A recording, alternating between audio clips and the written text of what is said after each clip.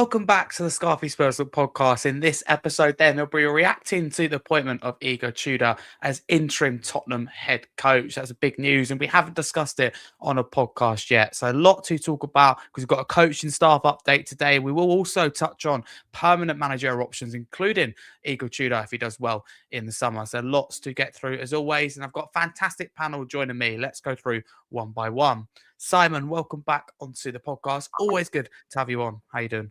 Thank you, sir.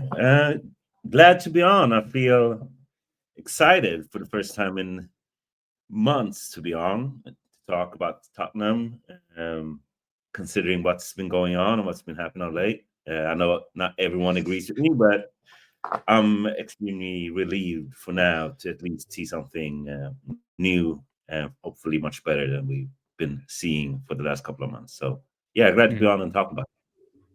No worries, yeah. Not a lot has happened, has it, since you last been honest? That'd be, imagine. But no, with Spurs, there's always a lot happening. So, Simon, thank you very much. You missed a lot.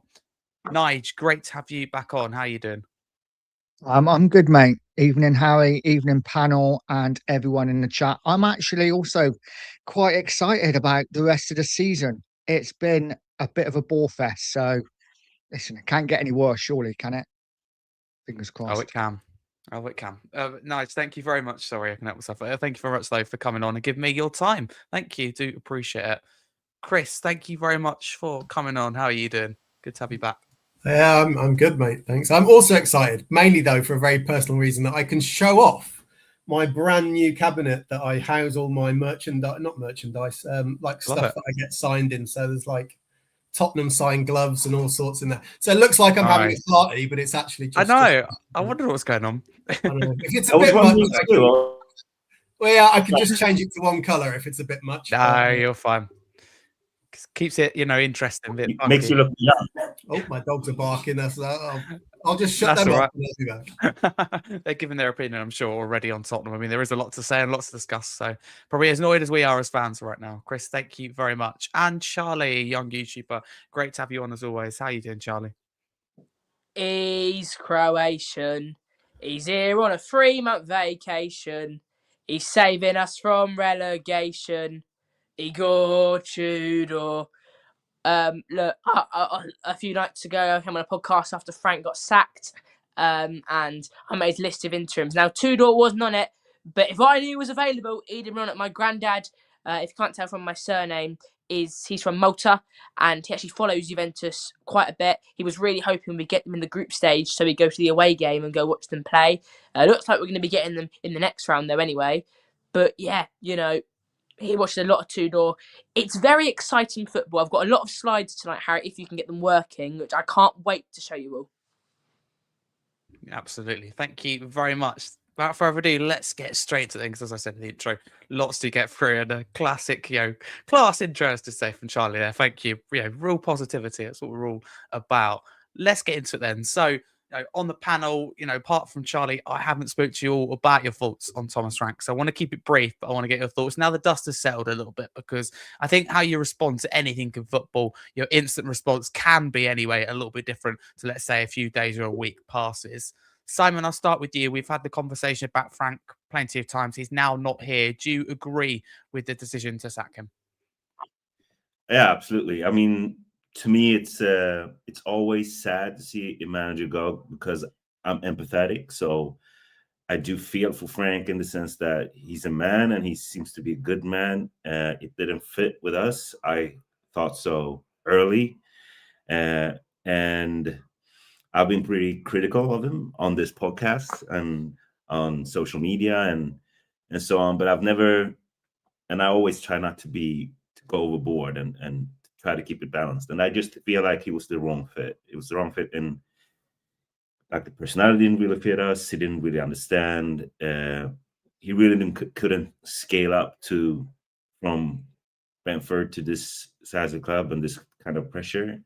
And I kind of felt like for a long time that I didn't see anything that we could build on. I didn't see anything I could believe in long term.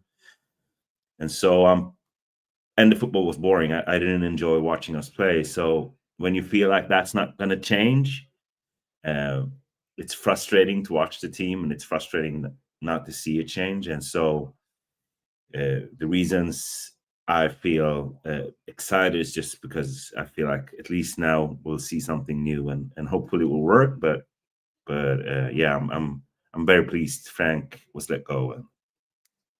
Simon, thank you very much. Interesting to get your thoughts there. I do appreciate it because I haven't spoken, of course, since he has gone.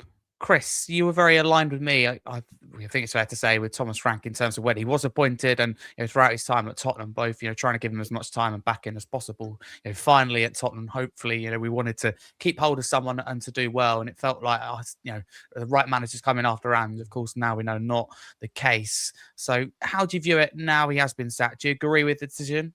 I mean, I know it's like popular to say that we do. I mean, I don't disagree.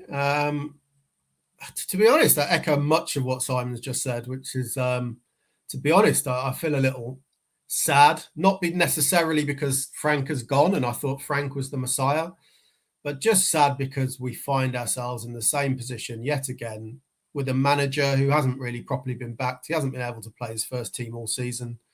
However, I also concede the points that Simon made, which, yeah, we have been aligned, Harry, and maybe we've been quite defensive of him, but it got to the point where I'm sat there watching that the Newcastle game going, I can't really offer a defence for this anymore. So I fully understand why he's gone. It was worse than I expected it to be under Frank. I'm not sure that anybody makes a massive difference. I'm sure they would make some difference, and it definitely could have gone better. But I think we have a really poor squad that's also ravaged by injuries that make our team even worse. And it was a pretty impossible hand that he was given, I think. But I fully accept when people are against him for the style of football. It was boring, and I can't argue against that. So when the sacking came, I wasn't celebrating it. I was just sad that I just thought, I've seen this so many times before. And my bigger worry is we'll just be in the same position again in 12 months' time. But so, yeah, I wasn't joyous about it, but I got to the point where I couldn't offer any defense of him really myself anymore. So accepting of it, that's the adjective. I was just accepting of it in the end. Do you know what? I'm exactly aligned again with your thinking. Absolutely. It's difficult, to defend the indefensible sometimes, but at the same time, I still hold the belief that, we're not all of a sudden become a new club, or I don't think we're finishing inside the top half or anything like that. People talk about going on a run or anything like that. Just in defense of you guys, I think all your reasons behind backing him was the right reasons. Like, I would have usually been on your side because people are too rash. People put too much focus on the coach being the issue when it's the club, it's the backing. You can't progress and grow as a club if you keep sacking managers. So all the reasons you had was the right one, just in defense of your defense. So I'd have just liked to have got to a conclusion where I knew that he wasn't the right guy because he's been backed and he's had his full team available, and those two things have never happened. So for me, I don't draw a conclusion 100% that he's not the right guy, but there were a lot of things pointing perhaps in that direction that it became impossible to argue against. So I still haven't landed on he definitely wasn't, but I do understand why we got rid of him. I think if he had like a leadership personality that you could get behind, and he was talking in a way that made fans galvanized, but it was every kind of thing. It was that thing. It was how he spoke, what he did around and outside that kind of annoyed fans. If he had been able to kind of do that, and then you could have excuses for around the football and the injuries and the backing, but I felt like he kind of hit the wrong note on everything, which is impossible to kind of guess yourself. Nobody could have guessed that, right? Because he had a reputation of being really, charismatic and a good talker, and people mostly liked him when he arrived, right? So yeah, I think the vitriol for him in the end was a bit over the top. I've got to be honest. I agree. Sat in the stands, the actual kind of hatred and nastiness. It's horrible. Very bizarre, but I don't really disagree with anything that you just said. I think some of the things he said I didn't really object to, like when he says we're going to lose some games, because it's just factually true. But we're a very sensitive fan base, and we seem like we want to be told that we're going to challenge for the league, and even if it's a little bit pie in the sky. But what I would say, whilst I don't agree with that, and I don't want to hear that. That's the Tottenham fan base, and he didn't really read the room, did he? So Exactly. I think it felt like it was like this group psychology of us feeling, a lot of fans feeling vitriol around how Ange left, and they took it out on him without him actually doing a lot, but saying he wasn't saying like outlandish things. I just felt like yeah, we were already angry at the club and already angry at the backing and already angry at all these years, and it's been building, and so he became kind of he became the symbol of all that. Yeah, I agree with you both. Yeah, absolutely spot on. And I just find it hugely frustrating. I mean, I'd also make the point the owners have been here, 20 plus years. I think people are very quick to forget that, Frank has not been here nowhere near as long as the owners when we're still experiencing the same problems, just in my view. But just because you aren't maybe the main problem, the main source, doesn't mean you also aren't part of that problem, absolutely. But my point wasn't always about defending Frank. It's just about the whole bigger picture. But people take parts of what they want, don't they? They clip parts they want. They only read some of it. And, all of a sudden, they tell you what your opinion is. Very bizarre. But Nige, can I get your thoughts on Frank's dismissal? Did you expect it coming as well? Because it felt like for weeks that it would come, but I now got to the point, I don't know about you, where I thought I was just going to be here till the end of the year. I just didn't see it happening. Having said that, this was probably the best period to do so because, we had a little break, 12 days, I think it was, before we play Arsenal. Yeah, I was very much the same. I thought he probably should have gone before Christmas, if I'm honest. Maybe by the new year, early January. He didn't. And I felt,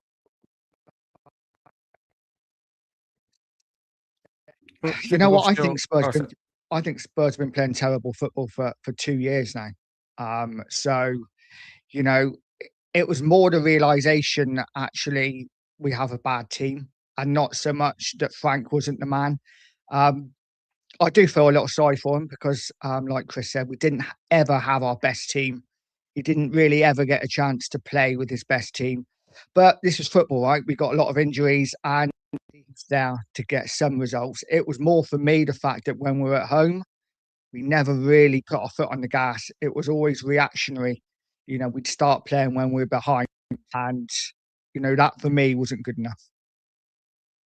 Do you know what? They put that quite nicely, put that really well. And ultimately, as someone who liked Frank, I thought he was a poor communicator. And it meant I get what the frustrating thing was I agreed with what he's trying to say, that we aren't, acting or competing in the position of a top six club. Do you know what? Angie's saying the same thing. He's just saying it in a smarter way that gets fans on side. That's the evidence to me of a better talker. And sometimes a lot of it bluff, if we're honest with you, but it's how you get people on board. And, I just listened to Andrew, the overlap, and I find it interesting now, like his Forest career wasn't mentioned or his future wasn't mentioned. But again, it's tailored, I think, that is perfect for what we wanted to hear. I don't think it was anything new, but also at the same time that a lot of us fans felt that way. Whereas Frank is saying what we don't want to hear, whether it be true or not.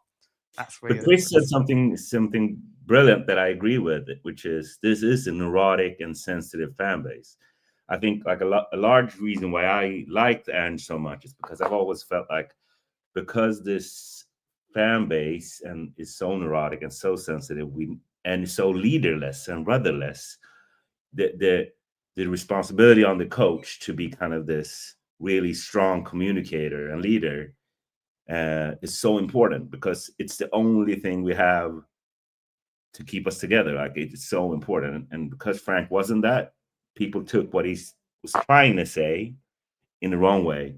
Whilst I think a lot of times Ange probably got the benefit of the doubt from fans when he might not deserve it on the pitch. So yeah, I just think we're a special club in that sense. Like there's a lot of, as currently constructed, there's a lot of boxes you need to check. And I think like being tactically, playing in the right way, talking in the right way, leading in the right way,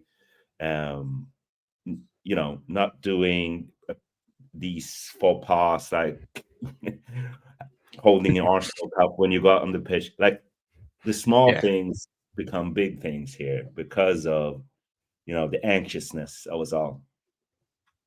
Absolutely. Do you know what? You put that nicely. Thank you. Charlie, I'll come to you. We've spoken, haven't we? Off air, on air. You were on the podcast reacting to his sacking. So, if you want to summarize your thoughts on that but also there's a question I want to put to you in the chat, and I'm going to give it to you because we know your thoughts. I mean, you've done a whole Thomas Frank debate with me, so you could say definitely that you got the last laugh, if you like, I suppose, I think on I that did. one. You were right, you did. You said it'd be gone by the end of the year. So to be fair, full credit to you on that. But if I can find it, the questions here from Lady Webb in the YouTube chat, who says, can we talk about how well Brentford is doing under Keith Andrews after losing 2 players? Nice guy, Frank, but just incredibly uninspiring. Charlie, I've given this to you because this supports your feeling. Go for it. I think Dustin was right in what he said the other night. He said that you look at Brentford, look at the managers they've all succeeded. It's the club who have set them up. Would I go in for Keith Andrews right now? Absolutely not. Is he doing a fantastic job? Yes. And is he doing a better job than, I don't know, Thomas Frank at Tottenham? Yes. He's doing a better job than Frank ever did at Brentford. What he's doing right now, the way they're playing, it's superb. It's brilliant. Frank was really, really, really bad manager. Like you said, he's a lovely guy, and I'm not going to sit here and say I hate the guy because I think he's lovely. And if I saw him out, I'm going to London this week. If I see him out in London, I'm not going to, you were the worst man, Trevor, get out. No, I'm going to say, can I have a picture, please? He seems like a lovely guy, but he is not a good manager. And I will tell him that. I go, look, you seem like a lovely guy, Thomas, and your interviews, but you didn't succeed, all right? You really didn't, and you've put us in a relegation battle that Tudor's going to save us from. It just shows. I'm currently on a football manager save with Brentford today. Today I won the Conference League. I managed to qualify for the Conference League a few weeks ago, and obviously did this season, and we won the Conference League today. I was like, yes, I should be the new Tottenham manager because Frank won nothing at Brentford. I've won a Conference League with Brentford, so I should be the one in. But no, my thoughts were very. If you want to watch him, watch the podcast the other night and watch the back or sack video because he wasn't a good manager and he's done very poor. And even if you say that the injuries are bad, I don't think they're that bad. I think he has got a decent team. We look at Angie's worst period of the injuries. We look at how when it was really bad, it isn't that bad. All right, and was higher than Frank. I agree to disagree with you on that one, but you make some good points. Agree to disagree. Put it that way. I agree with a lot you said to start with. Maybe we do need you in charge. You're absolutely right. We'll judge how the manager does, and you can have you down as a candidate in the summer. But I want to go around the panel, right, before we move on. And without an explanation to make it even tougher, I want you all to rate Thomas Frank's time at Tottenham out of 10. 10 being the highest. I can't see any of you saying that. 0 being the absolute lowest, right? And Charlie, I'm going to start with you because I know where this is going. So just your rating, please. And if you have to make a comment, keep it brief. Well, I would have given him a -1, but if the limit's 0, I was going to give him 0. But I'm going to be polite and I'm going to give him a 1 because he did give me a good 2 days. I've never left the country to watch Tottenham play in Europe, and I actually went to the Super Cup final. When Frank, but that is because of Ange. That's because of Ange. So no, we can have a 0. We lost as well. He can have his -1 actually. Yeah, he can have his -1. -1. And by the way, just to clarify, would you actually say to Thomas that he didn't do a good job if you met him? Obviously, if I saw him, I would say, "Can I have a picture, please, to show my friends that I met Thomas Frank?" And I'd say to him, "I hope you know you did a really, really bad job." I would. I reckon he knows, Charlie. I think he might have a hunch that he's not. Well, I'd be telling him, look, you really, really. He'd probably walk off thinking how disrespectful of that little boy, Yeah. and I'd be thinking, you have put us 16th in the Premier League, unforgivable. Yeah, just ask for the photo first. Yeah. Yeah, no. Yeah. Of course. Get the photo. Yeah, Thank you, Thomas. clever about it. Thank you for being the manager, honestly. And then I go, yeah, you were shocking, mate. You would as well. I fully back you on that one. I think you would. I'll take a video. I'll take a video if I ever see him. All right, I will. I'm not supporting what you're going to do. All right, Charlie, thank you very much. Just to be clear, Nige, I'll come to you. What would you rate his time? It will go Tottenham out of viral, 10? probably. I'm not quite sure how to follow that. I wouldn't be so harsh. Maybe I'd give him a 4 just because of the injuries that we've had. Like I said, it would have been nice to see what he could have done with everyone fit. Sorry, you've given him a 4, but you've only named one thing that saves him, I'm sorry, we're 16th. We should be getting a -16. He's the worst manager last year we've ever had. We were 17th last year. Yeah, but we won a That's European different. Cup last year. We won a European Cup. We might win the Champions League this year. Yeah, We won Frank might a won European Champions League. Cup, right? We won a European Cup, right? That's what you need to remember. All right. Might do this year. Yeah, well, Right, that okay, would be love it. Tudor. That would be Tudor that wins us. Oh, right. Okay, right. We'll see. Frank, Turkey got us through now in top 4, but hey ho. Charlie, thank you very much. Listen, it'd all be boring, wouldn't it, if we all thought the same thing?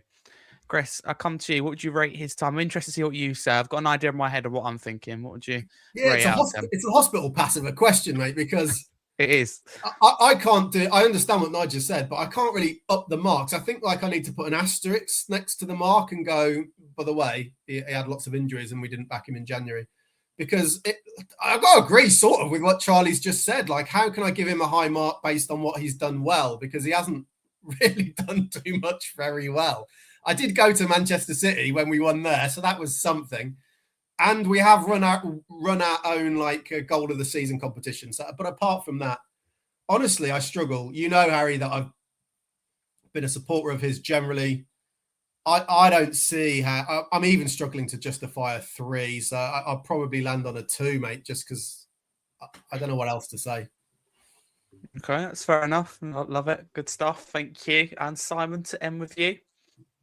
I wanted to say 3, but I'm kind of when I start to really think about it and started kind of, you know how I like to divvy stuff up, and I start to think about, okay, let's look at the results.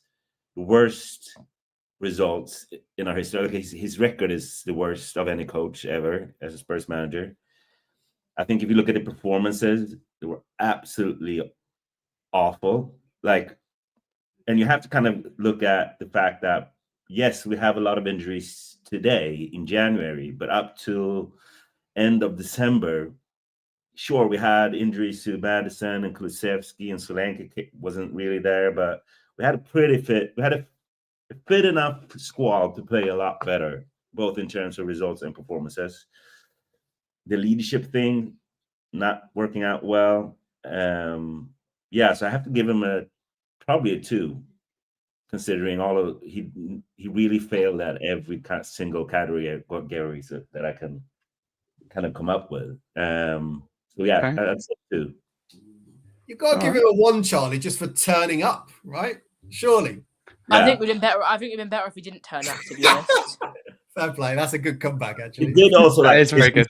Fans. He spoke weirdly about fans. He spoke weirdly about. Look, in all fact, no, he can have 1 because he kept his promise. We will 100% lose football matches. Right? He kept. That's good as well. And to add to my point, we all say how much he loved Arsenal. Yeah. Straight after that, he goes, "Well, one thing is sure, we will lose football matches. There is Arsenal. No, they didn't lose any, but." There's my rookie mistake. I don't know how many rookie mistakes he made until he got sacked. He probably made about 1,000. There you go. Certainly didn't go to plan to for be him. exact. We're 16th in the league. It's embarrassing. You know, poor Tudor has got to save us from relegation. He should be coming exciting football, not under pressure. One thing I want to say about Tudor. Go on. We're gonna get onto it now. But Arsenal, if we are 5-0 down at half time, we should not boo. We should stand up and start clapping, because that booing was a joke. And I joined in on it because Frank was so bad. He was so bad. But Tudor, we cannot boo. We've got to get behind this manager. We have to. We've got to stay up. I still believe we can qualify for Europe this year. I still believe that. I'm a big believer. And I believe we can qualify for Europe. I think a good run of games and we can do it. You know, Tudor has proven in Italy. I want to speak about the country of Italy, because you look at the players he bought from that country. There are not many flops. Romero, Leicester, Bentancur, Kulusevski. You know, these are good players. Vicario, whether you love him or hate him, he has done a good job. Udogie has been a fantastic player, and he's only going to improve in the future. Okay, and now he can stay fit. Udogie can't stay fit. I'm not sure about that. Yeah. But Igor Tudor, he's basically, my granddad said, he's the big Sam of Italy. He comes in and he saves clubs, and he's now come to England and he's going to save us. Hopefully. I don't know about European push, but again, you've been right about things in the past, so I hope you're right. I love the optimism. I thought it was optimistic saying we'd stay up. So there you go, levels to that. Serious note. Right, okay, Charlie, thank you very much. Let's get on to Igor Tudor then. Simon, can I start with you? What's your reaction to this appointment? I mean, I didn't see any links to him anywhere, really, until it was all but announced. Yeah, no, I mean, I had this whole thing about wanting us to go for a long-term manager straight away, and I had my theories around why that would be the better choice. Now we went with Tudor, and out of the options that I saw for that quick minute that we had a couple of coaches linked before Tudor was proven to be the one. I think he's the best one out of those because he plays in a way that suits the squad, that is pretty easy and quick. You can be pretty quickly installed. And he has a proven track record of getting quick results and being able to get a system up and going very quickly.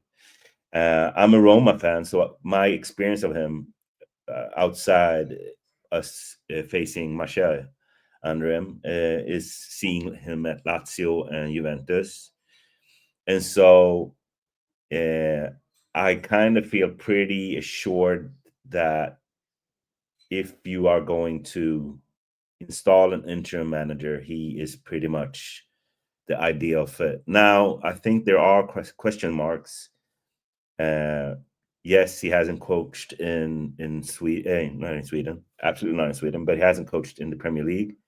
But I do feel like the way he plays, which is very aggressive, based on physicality and intensity, that kind of suits this league. I think I would have more question marks if his way of playing was, very based on possession or intricate, patterns of play and technicality or stuff like that. But he plays in a very direct way and in a way that I think will suit this league. But yeah, I mean, I think the big thing here is not. I mean, it's easy to get bogged down in game model and tactics and all that stuff. But I think the biggest thing for him was going to be around him as a leader. Is he going to be able to galvanize this squad, get them going, get them inspired for these 12 games? If he can do that, if he can get buy-in from these players, I think we'll be fine. And so all we can do is wait and see. But for the most part, I'm pretty positive, actually. That's good. That's what we like. Simon, thank you very much. Chris, can I come to you? What are your thoughts on this appointment? Probably underwhelmed, but at the same time, I cannot imagine for 1 second that the pool of potential appointments was particularly large. I just don't know who was going to take this job. So, because it's obviously only going to be till the summer, right? So who was going to come in, especially when it's a bit of a hiding to nothing. Like, we've hardly got anyone fit. I don't massively rate some of the ones that are fit. If you take Tottenham down, your reputation is going to take a hit. So the notion that anybody like, I don't know, Alonso or Xavi Hernandez or whatever were going to come in, that was never, ever going to happen for 3 months. So I thought we'd just go to Heitinga because I just didn't think we'd have any other options. So on that basis, just interesting. I can't be like jumping for joy about it. His record isn't stellar, but I've got no idea which person with a stellar record you're appointing to this club, probably at any point, but certainly with 12 games to go. The thing I can say about his record is that he usually fades out. Like, the way he plays is so intense. So he gets quick results. Like, in the first 6 months of basically every stint he's done is good. And then it goes sharply down. And so that's the challenge is going to be, though, like, I mean, you alluded to it. What are the players' reaction going to be? Because let's say they don't like him, they don't like his training methods. What buy-in will the players have when they know that they'll outlast him? So I don't know. I'm fascinated to see what happens. They were so against Thomas Frank. I think they're just glad a new coach has come in, and they're going to look at his face and they're going to think, yes, there's someone new who's got a clue about football to come and coach us. That's what I think they're going to be thinking. That's what I'd be thinking, because you can see the players didn't respect Thomas Frank at all. Keeps going on about Arsenal, keeps losing games. They didn't respect him. The Van der Ven and Spence thing. They didn't respect him. A new guy will come in, and I think he will have a lot of respect. He's done very well with his jobs. I mean, obviously, like you said, he does fade out. It doesn't always. This is why he's a good interim appointment. We can win these last 12 games of the Premier League season and qualify for European football. 36 points. I'm sorry, we're going to get European football. Hang on, Charlie. You're right mathematically, but do you see us beating Arsenal, for example, and clubs like that? I know that you're positive, right? But can you see us getting maximum points? I certainly can. I can't see Man City or Arsenal getting maximum points. I can see us losing 3 games. Villa, Chelsea, Liverpool. Arsenal is going to have the element of surprise. Arteta will be, I'm not going to say the next word, himself. He will be. No, please don't. Because he doesn't know at all what Tudor is going to do. Tudor, whether you like it or not, he's a great coach, I think. My granddad likes him. He's exciting football. I was watching Expressions earlier, called him Antonio Conte because of the high line he plays. He looks like Christian Stellini. He's going to have the element of surprise. It's going to be fantastic. And we're going to approach Arsenal and Tessa's going to be like, what do I do here? This is in Italy. And Tudor is going to be, on the touchline, with his antics. He's going to be at the full official. What I love to see. It's going to be great. Would I keep him, though? We'll get on to that. Even if he gets us Europe, no, I wouldn't, because it always seems to fail with Tudor. Always. I love your enthusiasm. I love your enthusiasm, Charlie. But you realise he's just a human being, and he isn't Harry Potter, right? He's not going to magic Matisse Tell into a world beater overnight. He's not exactly got any tools. Asked to build a mansion with nothing, like Frank was. Look, he's from the past, He is magic. He's time travelled. He's from the Tudor times, Okay, all right. He is Harry Potter. No, but the thing that I do feel like, I think we've missed a lot of the aggressiveness that we're going to see. Because my experience from watching his teams are like, my lasting memory is that they press like crazy. They play a high line. Yeah, that is aggressive. So I think his team never really sits deep and so I think a lot of just seeing the team taking initiative in that way is gonna. It's the Tottenham way. I think just that kind of abrupt change is probably, hopefully, can wake some of these players up. But I do feel like Frank was probably very liked, but I have to, even if I wouldn't have put it that way, I do feel like they probably didn't like the way he was playing, and they often look clueless in the final third and stuff like that. And so I think this is going to be more of a return to attacking football, and I think that could galvanize fans, which can galvanize players. And so I had a big worry around appointing an interim manager, just because what Chris said. What kind of respect and buy-in can an interim get when they know that they are going to stay and he's not?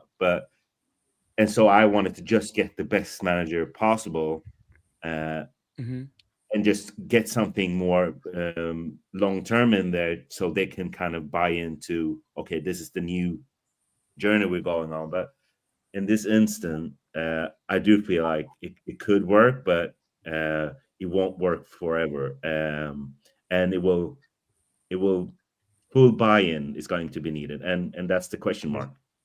I tell you what, Simon, if the players are about a tenth as enthusiastic about him as Charlie is, I think we'll be absolutely fine. I think we might qualify for Europe if they're anywhere near as keen as Charlie. They would. Charlie should be the assistant manager, maybe. I think I should come in the summer. I've achieved more than Thomas Frank did on Brentford. I won the Conference League, all right? If you say so. That's what we'll be playing in next season. Press conferences would be interesting, that's for sure. Absolutely. Maybe we can win it. But in all seriousness, just going to come in here. I mean, you guys have made the point. I can't stress enough that Lady Webb said it in the YouTube chat as well, and absolutely spot on. It's key the players buy into him, and you think, they should. They will. Hang on. A lot of these players are of Antonio Conte. Porro. Udogie. These are players. Not many. Preparing for a back three. He is another Conte, Antonio Conte. It's not many. All right. I'm very confident he'll do well. Van der Ven in a high line. That's what he's there for. He didn't work with Thomas Frank. Well. Low block, 6. Look at his hamstring. I hear you, right? Just hear me out a second, right? I'm just going to say this is important because a lot of people think that it's really, why wouldn't you get behind a new manager? But someone who's just here, that's the risk when you give them a short-term contract till the end of the year. Whereas what Forest have done, in my view, they've given Pierre 18 months. I think they sack him or part ways either way in the summer. But if he gives him that 18-month contract, although it's not long, it's not longer, in my view, so they don't have to pay him off for 2, 3, 4, 5 years, whatever they decide. However, if it's just what we've done, there's a risk of the players going, he's not going to be here next season. What's the point? I'm not going to give 110%. What's the I think point? Then they Forest- should be sold, and they No, should. no. Yeah, no, I don't think it's right either. I'm just, this is what I think the players will be thinking, if I'm honest, not just Spurs and Harry, these are beyond. professional footballers. They're not going to be thinking, "What's the point?" You'll be surprised. Well, look, they wouldn't get paid if they thought, "What's the point?" That's not true. They get paid regardless. They shouldn't. Well, I'd release them and I'd say you're out and we're not paying you. That's what I'd do. Well, I can't disagree with that. But just let me come in here. Nige's got some technical issues, so he'll be back. So on Igor Tudor, just some facts on that. So 47 years old, Croatian, played for the likes of Juventus. He's managed 10 teams in 13 seasons. He prefers counter-attack or quick, direct moves. Aggressive football, focus on defence and ball possession. 3-man defence always has been for him. Typically 3-4-2-1. I perform my own analysis, right? And I try to be neutral going into it. I mean, firstly, I just put this out here to be clear, so there's no limited bias. My thinking was I wasn't too positive about it, but I went away and carried out some research. So this is just what I gathered. You may disagree. So the pros I gathered were he took over in 24-25 season, midway at Juventus. They lost just one of their remaining 9 matches that season and qualified for the Champions League. So if Tottenham have one loss, let's say in 9 or 12 games that we've got, then that's really positive. He's effective at organising teams and prioritising results.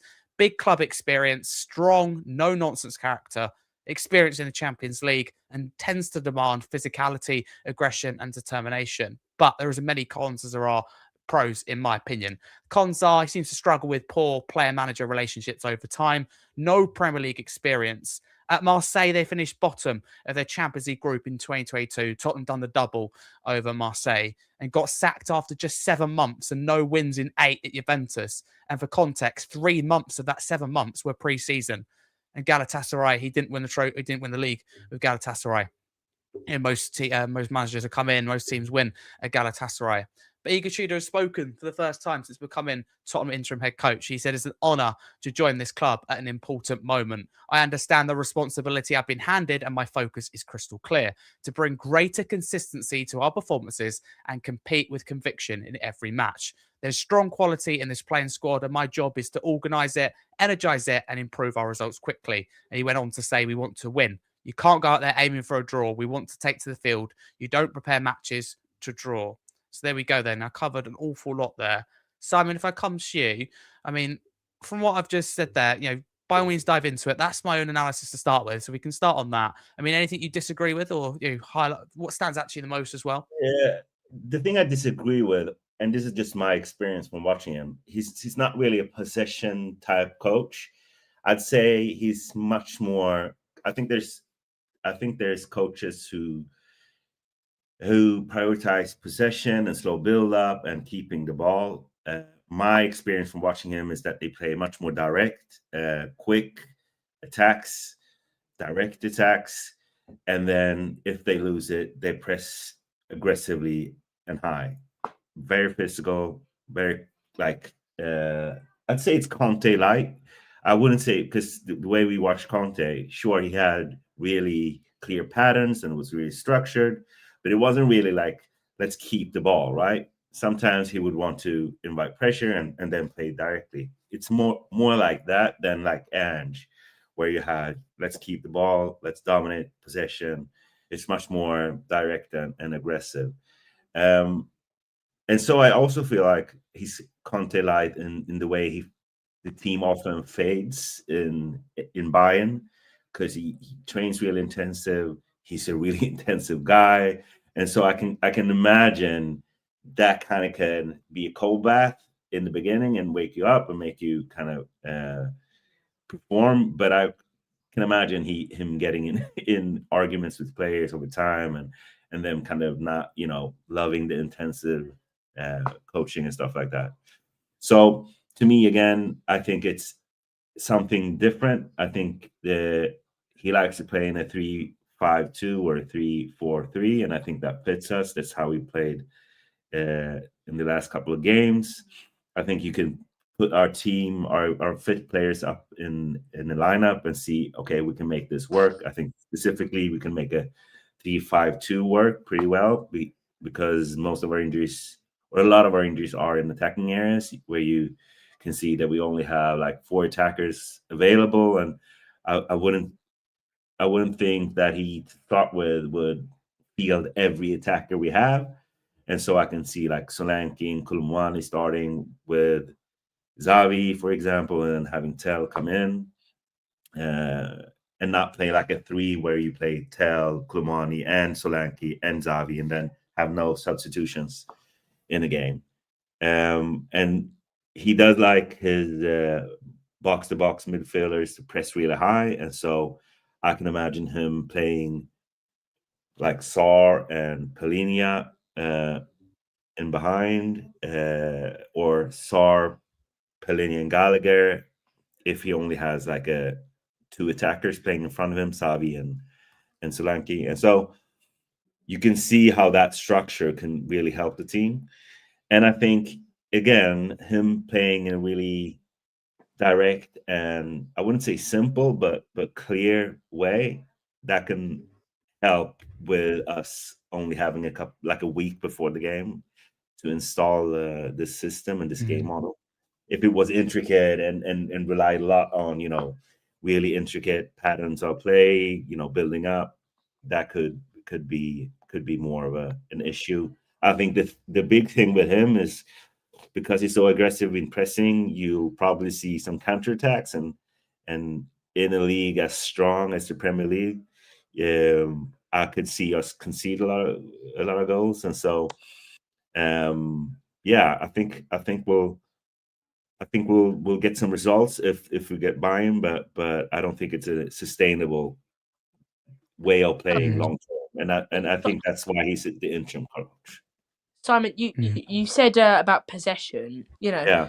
He doesn't have to be a possession-based manager. There's many good non-possession-based managers, and I think that's going to be one of the positives. We're not going to have much of the ball. We're going to get the ball. We're going to go forward, direct. I'm fed up of seeing these pointless passes sideways, backwards. This guy ain't going to have sideways and backwards. Like I said, Antonio Conte. We're going to set up like we did under Conte, and we're going to play like we did under Ange. It's going to be superb, I'm telling you.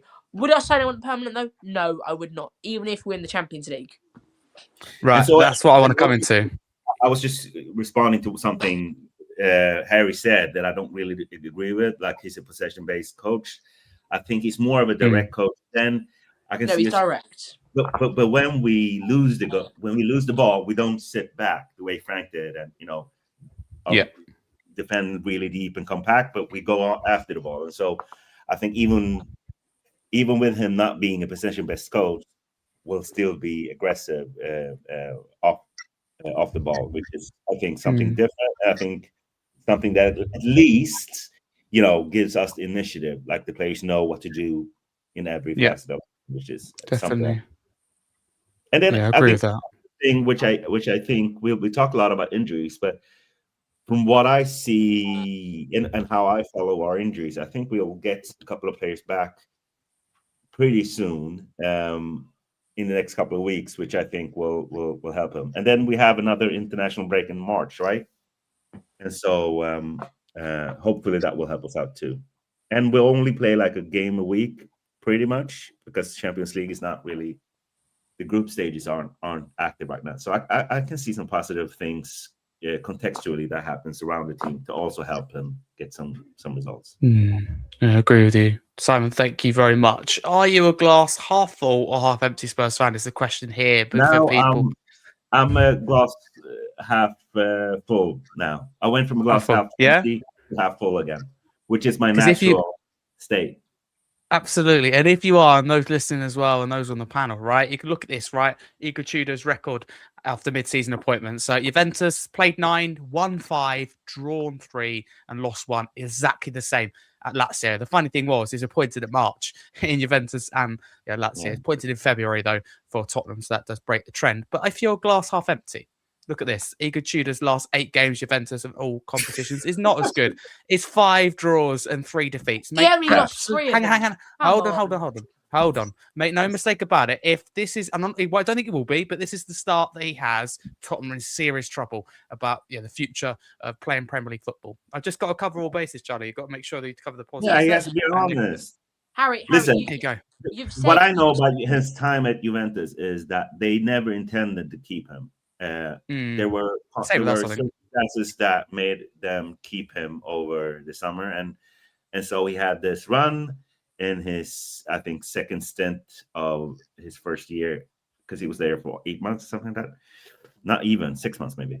So this was the end, which is basically how it's looked at Marseille, at Lazio, because it fades. But he's a pretty extreme manager in the sense that if you look at his 8 first games, they're probably all wins. So it goes up and then goes down. And it's kind of like Josie and Conte. In their first year, they often produce amazing. And then in the second and third year, it fades. So, yeah. And also, I mean, if you look at Juventus now under Spalletti, they're brilliant. So you can't say that he didn't fail, because he did fail. But again, that's not the job he's going to have here. I think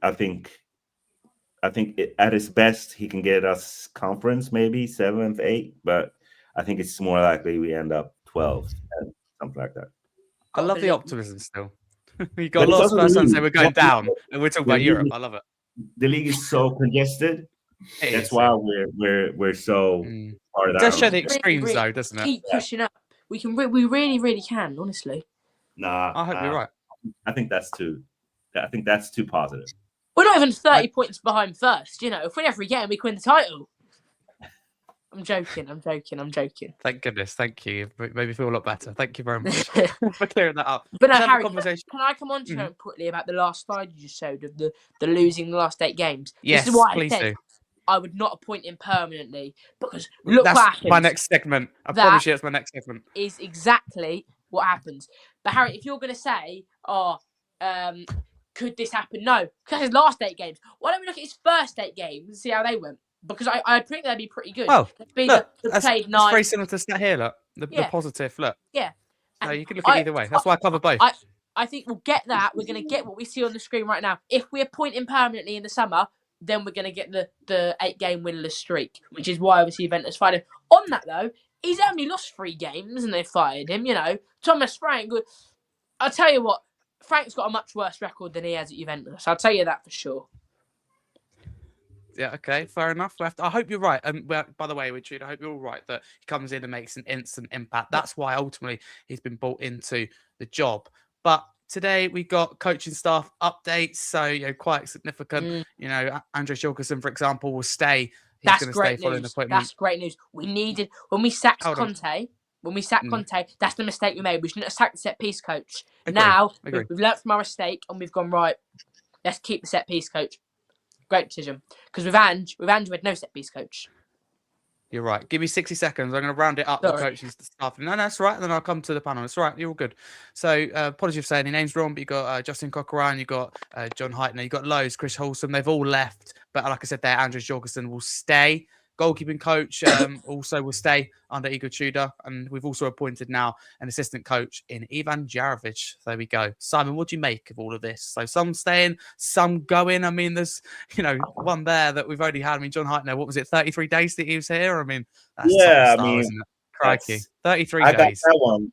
That's one I got wrong. I thought the board I thought it'd stay. Appointed him to be like the interim if like they were planning for like a backup if Frank had to go, but it seems like even then in December they were full on into Frank. And I have to say, like, we've talked about Frank, we've talked about Igor and his appointment, but I think one thing that we haven't touched on, which you probably have talked a lot about in pods where I haven't been participating, is like, to me, like the total mess of this of this board and our CEO and our director of football and how they've handled this whole thing, and how it doesn't seem like they've had like a real plan to back him or to kind of have a backup plan when they started to see that things were going wrong, and how we kind of ended up in this situation makes me so annoyed. And some of these that kind of coaching appointment,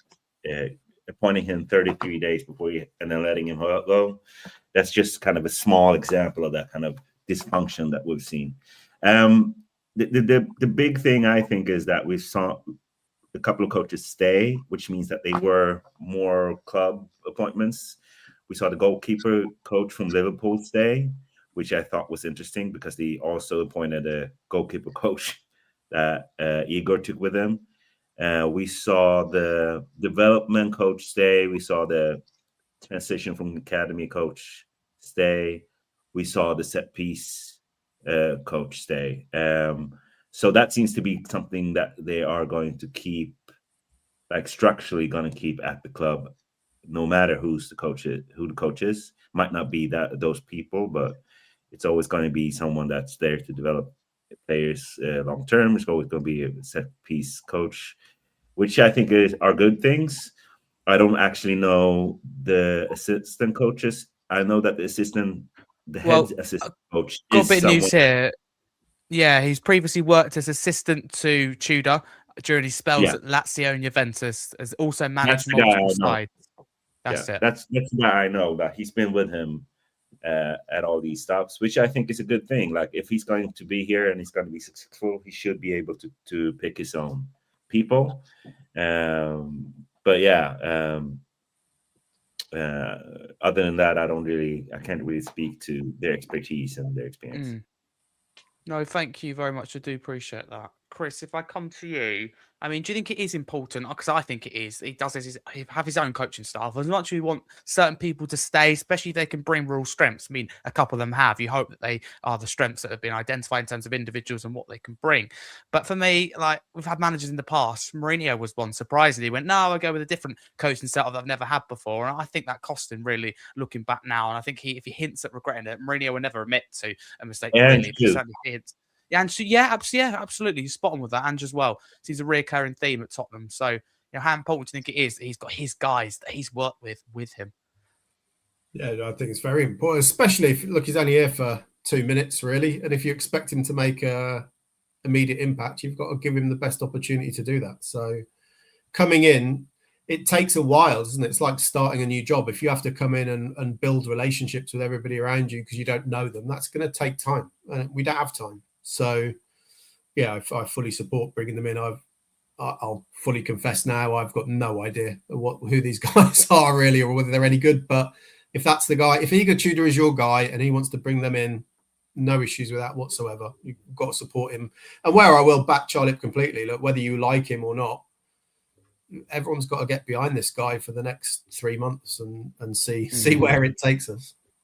I was just going to ask you, you said it there. I think it's so important, isn't it, that, we all get behind the manager, right? A lot of people, like, for example, as a content creator, asking my thoughts. I'm like, look, this is just my opinion, but all that matters is that we get behind him. I think that's absolutely crucial. However we feel about it is get behind him, and hope for the players feel the same. I think it's really important that, I think Charlie hinted it there. We don't want any booing if possible. I mean, if your theory 5-0 down against Arsenal, then, I don't want to live in that situation. I will boo. I think that's an exception. But if we're like 1-0 down, I wouldn't boo. I'd get is, up and I'd start going, Igor Tudor. I know you would, but thank you. The point is, I think we all need to like that, be behind him. Whether we not saying literally, yeah, exactly. If we don't sing his name, fine. But I have a little bit of an issue with people around Frank, and that's why I'm so publicly about it. There are people that I genuinely know as people and get on with that wanted, and seriously, as a Tottenham fan, wanted us to lose just so it meant Frank got out the door quicker. I just cannot get my head around that. And that for me is something that constant. No, I can't. And fair play to you for saying that. But that's something that for me was wound me up even more. Right, that's the evidence there. And I have people that, and they were hardcore Spurs fans. Some of them season ticket holders, all the kits, etc. But they're just like, I want us to lose. I want us to do this. So I'd take one said I'd take going down if it meant that Frank went and someone went with him. I'm like, really? That's just for me. I just couldn't understand it. So I just had to go a little bit of context to my thinking there. I'm not completely. I do think Sunday is really important. Not so much the result, but it sets the tone for what follows afterwards. Yes. So if we see some reaction from the players, if we see a performance like Arsenal away, that would worry me greatly. But we'll see what happens. Absolutely. Sunday, No. we're going to win. I'm telling you now, we're going to win. We're going to beat them. Tudor's got the element of surprise, right? I would not appoint him permanently, but we'll win. And it'll be like Ange again. We'll all be clapping him at full time. You know, it'll be great. We're going to love it. I think Harry's fully aware of my views on Ange, but if he has the first 10 games that Ange has, I'll be more than happy. Absolutely, we will. There you go. It's going to work out, I'm telling you. But end of the season, we need to bring in Mauricio Pochettino. It's like you know what's coming next. It's like you know what's coming next. So after we've got to discuss something, right? For me, this is really interesting. I haven't seen any podcast do it, so hopefully we're the first to it. And that is end of season predictions, right? And they all done it at the start of the year over Christmas, but now under a new manager, haven't seen it happen. Some end of season predictions, and I'm not just talking where we're finished. I'm talking. You heard it here first. And also, you heard it here first, exactly. Hopefully, and in the Champions League. So let's go for it. Viewers, please do get involved. We'll be listening live or listening after. Because if you do listen after, yes, you can't get your comment in live, but still drop me an email, scarfharry323@gmail.com. I want to know, from you, and while you're there, let me know how you feel as well right now as a Spurs fan, or if you follow me on social media at Harry Scarfe22. Get in touch. I'll read out your opinions here on the podcast, and I'll get back to you. I'm very interested to hear how the Spurs fans across the board, whatever country you're in, feel, because the split feeling about multiple things at the moment. Hopefully, you can all come together, support the player and the managers. But this is interesting then, end of season predictions. So how I want to do this then, firstly, is go around one by one and get your predicted points. This is tough. And predicted Premier League finish. So you've got to decide what you think that threshold is to go down, well, unless you think we're going to be really high. Simon, I'm going to start with you. Where will Tottenham finish? I know, sorry, it's your face for picking you first. Where are Tottenham going to finish in the Premier League, and how many points? We'll get to the Champions League in a bit. Okay, so I was trying to do the math here. So we have 12 games left. That's 36 points. I think 3 wins, maybe 3 or 4 wins will get us safe from relegation. That puts us, we're at 29 now. So 35. Let's say we get around 50 points. That's positive. That's a positive. And 50 points last year put you at 50 points put you at around 10th, 11th. Okay, so that's being what I positive. think. 12th, 11th, 50 points. It's never 50 points. 50 points. Always, let's say 52. Let's say 52 because it's never. Okay. All right. I'm going to make note of this, right? I'm doing it now. So you think, and I'm not to pull you up or anything, I'm just interested to see the difference. I'll forget. So you're going 11th. We're at 29, that's 29, 39, 49. That's us taking 22 points, something like that from now. That's good. Yeah, I'd be happy with that. Really, really happy with that. Simon, thank you, and love the positivity. Charlie, I'm going to come to you last for a reason. Chris, I'm going to come to you. I want to get your thoughts then. I mean, you say to me yourself, you're not the most optimistic generally. I want to know if you're optimistic in this case. Where are we going to finish and how many points? I was waiting for the am I half glass full or half glass empty. I was like, I'm searching for the glass generally is where I am. But just looking for the fixtures. It's optimistic. I think we're going to get 20 odd points. I think we probably, of what's left, maybe win 4, maybe draw 3, lose 5, something like that. So if that happened, that's what, 12, 15 points, put us on 44 points. I don't know. Simon's got a table. I don't know where that would leave you. I'm guessing points. Like 15th, 14th, maybe something like that. So he puts it at how many points did he say? He said 44, right? 14. Yeah, let's go off last year's table. So 42. Wolves had 42, 43. That's 14th. 43. West Ham has ended up 14th on 43 points. Yeah, so that sort of area, 13th, 14th. I have never thought we were in huge danger of going down. I used to laugh it off. And I used to think people were just being really extreme. But it got to the point where I couldn't carry on laughing it off. I have to go, well, yeah, I kind of see your point. Listen, last year is not this year. This year, the thing this year is that the 18th point is like between 4 or 5 teams that are actually picking up points. So we could win 4 games and still go down. because the other West Ham, Crystal Palace, Forest, That's really unlikely. That's unlikely, but it could happen because they're all picking up points. I think right? that points total has only gone down once in Premier League history. I think with the 20. Yeah, no, but I'm just saying that's the year. I just don't see it. If you look at West Ham's fixtures, I know they've done better lately. You look at West Ham's fixtures, I don't see them getting more than about 34, 35 points. But that's why it's possible this year, and it wasn't last year, because last year at this point we were pretty close to. Oh yeah, because the bottom three stunk last year, right? No. We've only got two that stink this year. So. Exactly, that's what I'm saying. So it's different this year, I think. But I also think that's also different. That also means that it's a little bit tougher to pick up points because there are more teams. Right. I think we have 4 obvious, not losses, but 4 obvious possible losses, which is Liverpool, Chelsea, Arsenal. We're gonna beat Arsenal. Yeah, I'm just saying, and not City, right? Villa away as well. We mean, yes, we've done City 2 times, right? So it's Villa. Yeah. There's tough games. There's tough games, but the other games are like Fulham, Wolves, teams that we should beat probably. Thank you very much. And Charlie, be honest about it. I know you're positive. What do you actually think will happen? Not what you. Yeah, but this is not what you want. This is what you actually think. No, this is what I think and believe. And go for it. I not hope. I'm very confident will happen. I think we're going to get from 36 possible.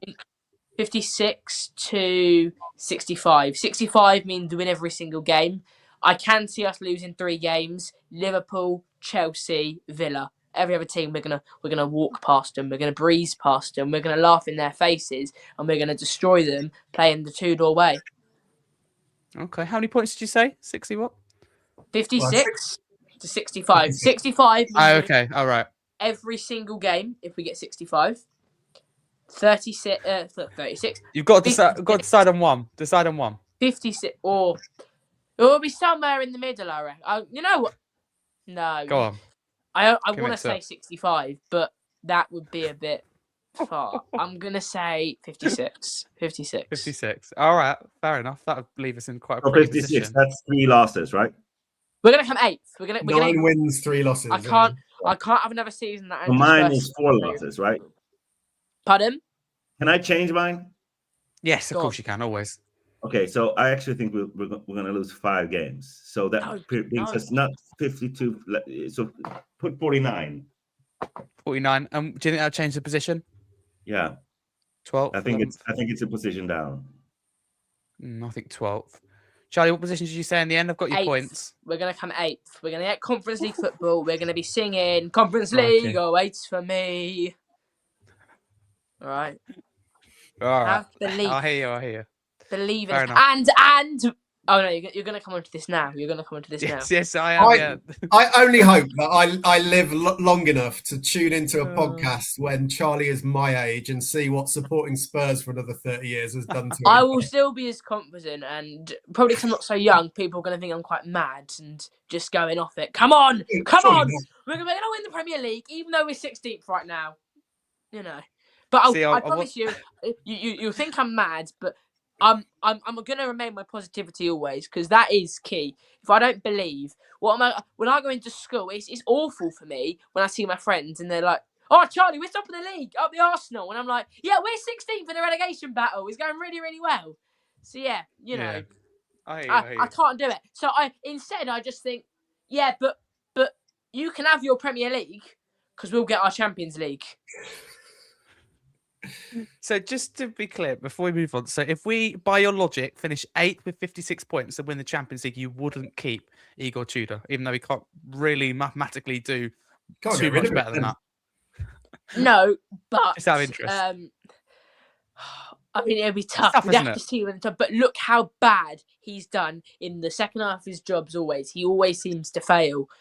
I want Poch back. I want Pochettino back. Let him finish the job. Well, the job's finished if we won the Champions League, isn't it? Under Igor Tudor. I tell you, I hope this happens. I got into football. I used to hate football when I was really young. I got into it because Super Mario Brothers.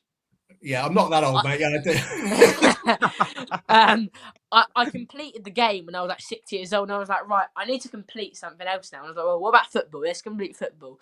And I was 6 years old, I'm now 14. So, it's still a long journey to go. I can't see myself becoming a player, I'm not amazing, but I'll become a coach and I'll win the championship, and then I'll complete it, and then I'll try become a pro at FIFA or something. Yeah. But no, look, Love it. completing the game, seeing that as a fan, I've said if Tottenham get to the Champions League final, I didn't go to Europa League final, and I'm really upset I didn't.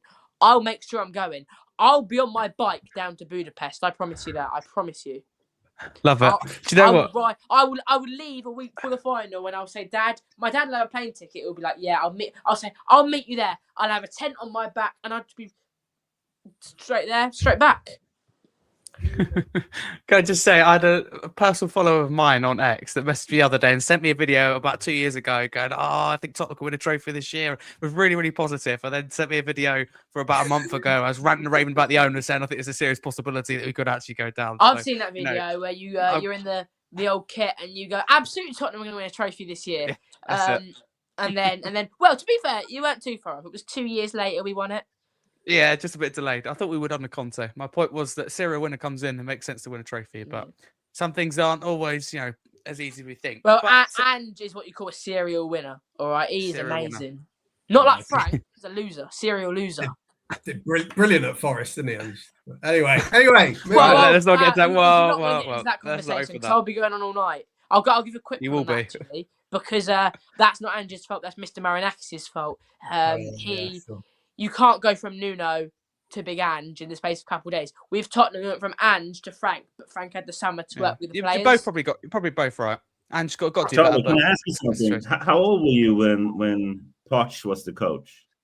I was little. I always remember. I always say, Bilbao. That little boy was. I cried on the 21st of May in happiness for that boy who cried in sadness. The Champions League final. I reckon. So I'm 14 now, 2019.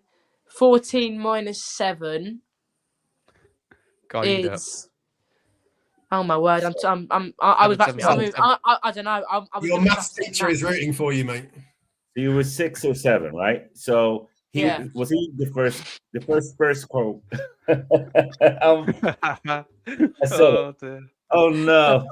No, it's all right. So that he was your first coach, your first Spurs coach. Yeah, he's the first one I watched. My first game was Tottenham Millwall. We smashed them 6-0. Okay. Cool. Yeah. So that was. I was a little boy. I don't remember it too well, but I went on the Chris Cowden podcast the other day, and people were saying in the comments, "It's funny how Charlie's talking about Tim Sherwood and Harry Redknapp when he wasn't even alive." So yeah. Educate yourself. That's why I don't. Yeah. That's why I don't talk about them too much. Right, to end then, because we are short on time for everybody. I want to keep this very short. So, who do we want in the summer? So, I want a name, and I'm going to make this really tough for you. I want it under 30 seconds. You pretend like you're trying to sell to me, right? Pretend I'm, Vinay, whoever may be. Sell to me why we should be appointing who you think. So, be thinking now. This is who we think permanently, and you can be Igor Tudor. You absolutely can be. I mean, again, depends on how well you think we do. Simon, I won't pick on you because I started with you last time. Chris, you can forgive me for that. But Chris, I'll come, to you firstly. Who would you appoint at this moment? Of course, you haven't got the beauty of hindsight, and why? Sell it to me. Come on. Well, Charlie is too young, I fear, to be a tournament manager in the summer. Because I'm on board with this guy's enthusiasm. Go for it. If I become the manager, first thing I'm doing is releasing Basuma to show that you're going to listen to me. Or you're going to be gone. I'm on board with that. I don't mind that.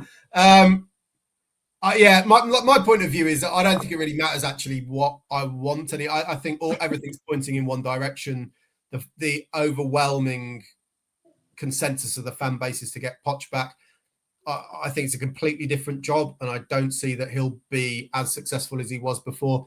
That said, he's a perfectly competent coach, so I'm not against it. I'm just not as super enthusiastic about it as everybody else. I don't think the best decisions are made from emotion. I think they're made from kind of logic and analysis. But look, give it to Poch. Hopefully, if he can change things to more positive, maybe the next guy can build on that, because it's not just the playing side that's a problem here. It's the whole culture of the club, and the fan base is all disconnected, and at least Poch can fix that. Okay, pots for you, Chris. Thank you very much. Simon, I come to you. Feel free to jump because I have to go after this. But who would be your number one and why? I mean, I'm right there with Chris. I've said it before a couple of times on my socials that I don't think nostalgia is a great light beam or North Star for making decisions. I think you have to be really factual and look at where the club is right now and who are the candidates and what are we trying to achieve and all that. Where I don't think the game is where it was 10 years ago or 7 years ago. I think a lot of things have changed. With that said, I don't have anything against Poch on principle. I just think that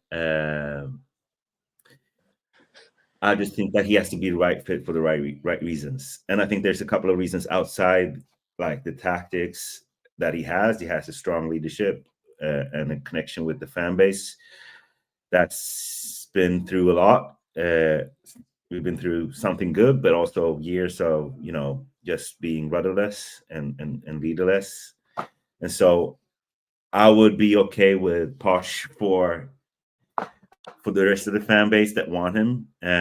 But I don't want to change coaches again, right? I don't want to be here Exactly again in 8 months because Poch wasn't, up for the job, right? And so I also think there's a thing of him not being able to take the job until late July, which is another issue with him. That's not good. That isn't an issue. We should just give that to probably Ryan Mason and say, do the job for Poch. I think there's a lot of coaches that could take this job and be successful.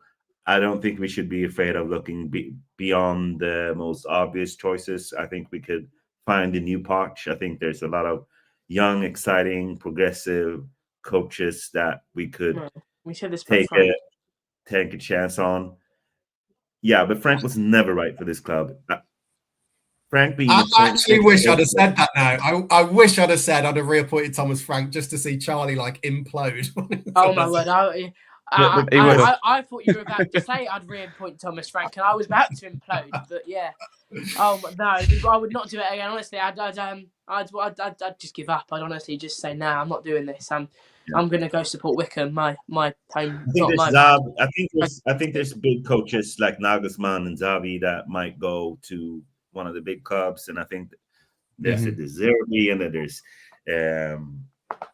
Heuser, and there's Kim Hellberg, and there's so many, Firioli, Motta. There's a lot of good young coaches, and I do feel like the best choice for us could be going down, the nostalgic path of picking Poch, or my other choice would be going towards someone new, fresh, and exciting, and backing that guy the way other coaches. One other quick point on that: if we don't appoint Poch, the fan base, the second it goes slightly into choppy waters, the fan base will undermine the new manager and call for Poch again. So we might as well just address that. But listen, I don't think that's a good reason to improve Poch. I don't think that's taking I get that based on fear. And I think if you look at Ed and you look at Frank, they're two extremes, right? I do feel like there has to be coaches that are as extreme in both ways. There has to be coaches that have a solid defensive background, like the solid defensive model, but play an attacking Spurs way, right? And so I don't think Poch is always going to be there, and we might as well. It's like a good reason for me, at least. But I hear you, and that's why I'm saying if Poch is there, if Poch is proven to have a track record that shows that he's up to the modern game, he can produce. I think the last 6 months at Chelsea shows us something. I think the job he's done with the national team in America shows that he's turned them around pretty quickly. And so I think there are footballing arguments. I just want to have footballing arguments about who's going to be the coach. I don't want to, us gain. But again, I know, like you say, Chris, I'm talking to an empty room. Like, people want him because they want him, and so I might just I won't be against that, and I would support him. But I do have my question marks. Okay, Simon, thank you very much. Do appreciate that. Charlie, I know your candidate. Tell people your candidate and your quick thoughts as well, because you've got plenty of opportunities. Me and you, and the podcast discuss it. Because literally, we've got so many chances, so many podcasts, so many episodes before the summer. But you keep it brief. But who's your candidate? Go for it. I want Mauricio Pochettino back. I don't know if you're surprised. You shouldn't be, because I said it so many times. He is a hero. He never won anything at Tottenham. He hasn't completed what he done. He said in an interview, there's one thing I want to do. I want to win one title with Tottenham. And he's going to come back and he's going to win that title. He's a hero. He's a legend, right? And he'll become more of a legend, right? I call Ange the greatest manager Tottenham have had in my life, because I got to see us win a trophy. Poch never won that trophy. He got so far, Champions League final, came so close. We never got over the line. He'll come back. We'll get over the line. I'm very confident we'll get over the line. If we don't get over the line, I'll be shocked under Poch. He said in an interview recently, he's the best coach he's ever been right now. All right. Bring Poch in the summer. Give Ryan Mason the first half of the summer. And then bang, everyone's going to click. Romero, he'll stay. He'll be like, yes, Argentinian manager, perfect. Everything is just going to click. They say atoms, when they perfectly align, something will fall through. These are going to perfectly align. It's going to be perfect. We'll win the Champions League with Tudor, and then we'll get Poch. The thing that I like about the Poch thing, just quickly, is that he will have a lot of power because the fans are always going to side with him. Quickly, Harry, you said you were Vinay. Get out. I don't want to see you. Get out. All right? I want Vinay and Lang out, because they're half the reason we're in this mess. All right? They need to go. Mauricio Pochettino is in charge of the signings. He is the man who makes the calls. It's not Lang. Right. Here's the data. Let's go for this one. No, it should be Poch. Poch. Who do you want? I want Pulisic. Okay, let's get Pulisic. Absolutely. Listen, I wish it was that way. The manager should be in charge, and I agree with you. Lang in particular, I think, done an awful job, if I may say so. And we don't know what goes on behind the scenes. Villa have got better without him. Arsenal got better without Vinay. They're woeful. They're woeful. On that note, that wraps us up for this episode. Thank you so much, Chris. You've got to give us a name at least, Harry, even if you don't give us an explanation. Yeah, come on, Harry. We've done the talking. Now you've got to say something. Oh, come on. I've got to dodge these questions. Who do I want? Come on. Should I say Thomas Frank? Imagine if I did, right, and done it seriously. I'm mad people I could wind up. Harry, I'm never coming on the podcast ever again. That's the problem. No, in all seriousness, for me, Pochettino, has to come in because he has to reunite the fan base. That's regardless of my thoughts, we've got a fan base that are some are absolutely insane, but the majority of the fans are amazing, and we just need to come together as one and support the team and the manager. And Pochettino is the one that kind of reignites that fire, if you like, on the pitch and off the pitch. So for me, it has to be him. If it's not him for whatever reason, then because you can't just put all our eggs in one basket, because I believe we've done that with Frank, because someone would have been appointed straight away if we had someone lined up. There was no plan B in my view, and that was the only issue I do have with Lang and Vinay. So I'll keep it short, but Maresca would maybe be another one. Apart from that, Carrick. I'd have him as well. Yeah, Carrick as well. I think he'd get the United job permanently, but I don't know, because they'd be Pochettino is at the top of my pyramid, and then just below them are Carrick and Maresca. I can't believe we agree on something. The amount of debates we've had. We've got more coming, haven't we? We've got one about Levy, because you think he should come back. Yes. So I need to challenge you on that. Hero, time to talk about this. Exactly. But that wraps us up for this episode. Thank you so much. Big thank you firstly to my panel. Simon, thank you very much. Where can people follow you on social media?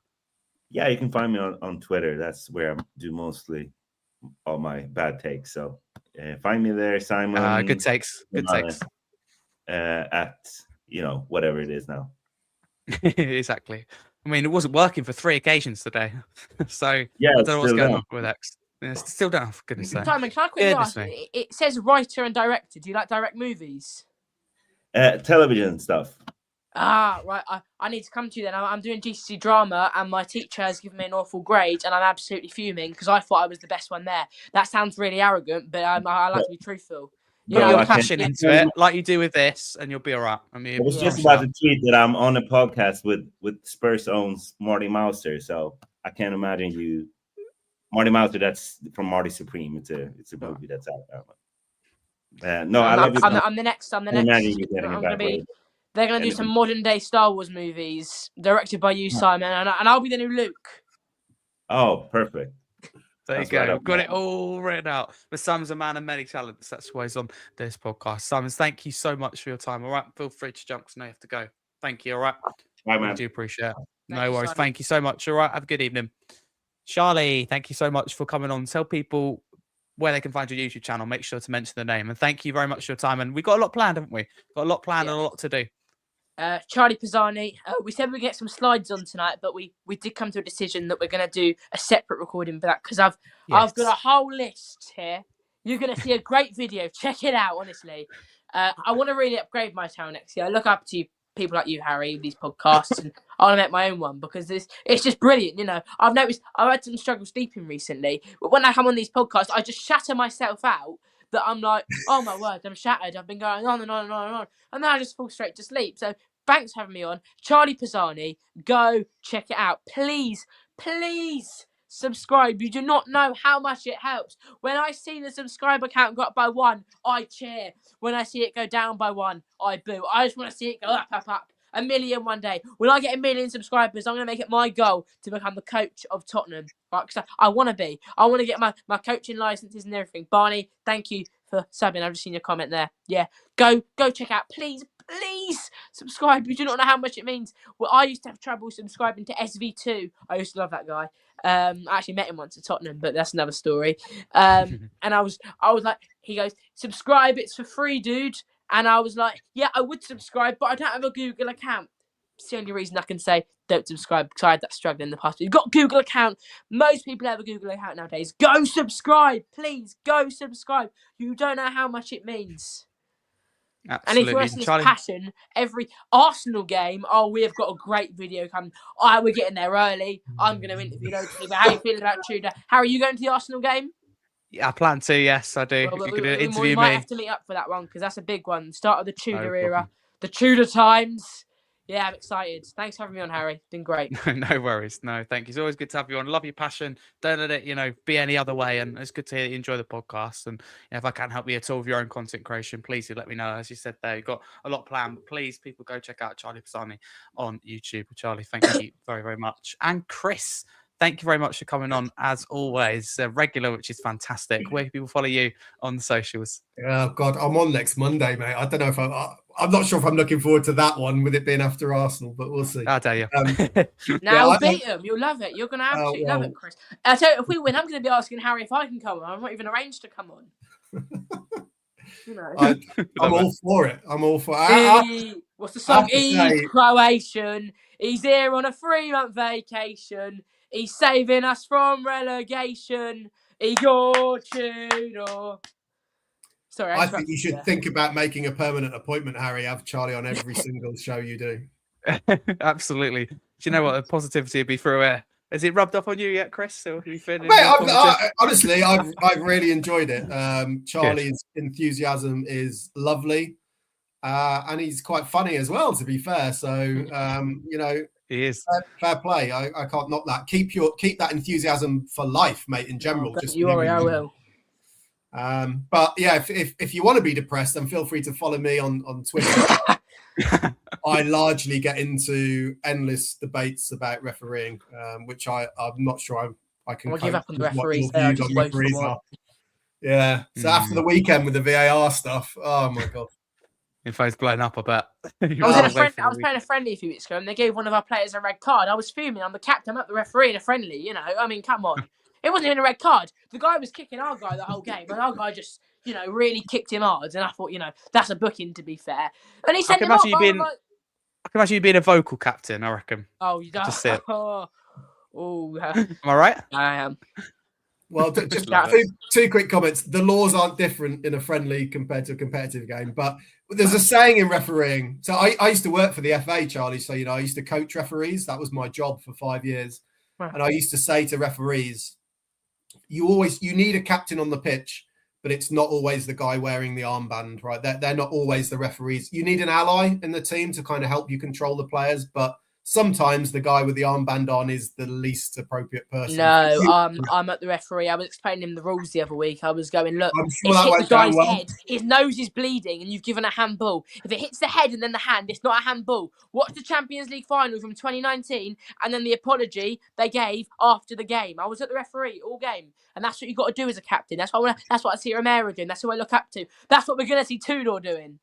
I just, as someone who used to have to look after lads your age who were referees, I would just say that isn't what you should do as a captain, right?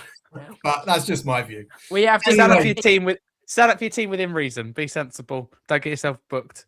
Be I'm the polite. captain, Always. so I'm at the referee. I always go, ref, can I have a polite word, please? And I'm not very polite. I'm like, yeah, why is that foul? He hasn't touched him. His nose is bleeding. You've given a handball.